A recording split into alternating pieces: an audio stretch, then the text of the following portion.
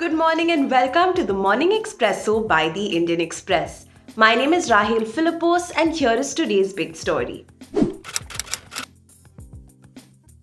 US President Joe Biden said that among the Quad countries, India is being somewhat shaky in terms of showing support against the Russian invasion of Ukraine.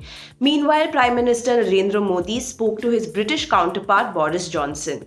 The pair agreed that Ukraine's integrity and territorial sovereignty must be respected, a statement by the UK's PM office read. Next up are our stories exclusive to the Indian Express. Visiting US Under-Secretary of State for Political Affairs Victoria Nuland told the Indian Express that the US was ready to help India move away from dependence on Russia for defense supplies.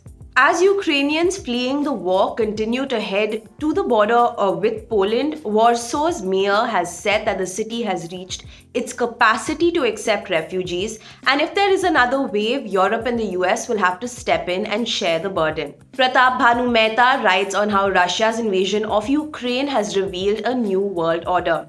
You can read his opinion on the IndianExpress.com website. Next up are our stories from the front page. A deputy pradhan in Bogtoi village in West Bengal's Birbhum district associated with the ruling Trinamool Congress was murdered. Hours later, a cluster of houses, including those of the accused, were allegedly attacked and set on fire, resulting in 8 deaths. The police denied any political angle, but the Union Home Ministry has sought a report from the state government, which has set up a special investigation team. Petrol and diesel prices were hiked by about 0.8 rupees per litre for the second day in a row. The price of petrol in the national capital on Wednesday stood at rupees 97.01 per litre, while diesel stood at 88.27 per litre. LPG prices were increased by rupees 50 per cylinder.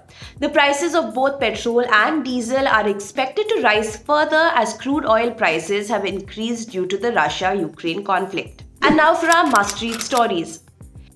Refugees from Sri Lanka have started trickling into India, escaping the unemployment and food shortage spurred by an economic crisis.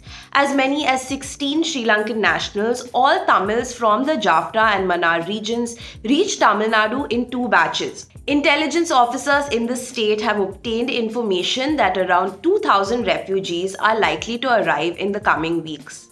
In the latest Explained live session, political scientist Suhas Palshikar analyzes the results of the 5 assembly elections, decodes the political culture that fuels the BJP, and talks about what went wrong with the Congress in Uttar Pradesh. How does Bhagat Singh really look?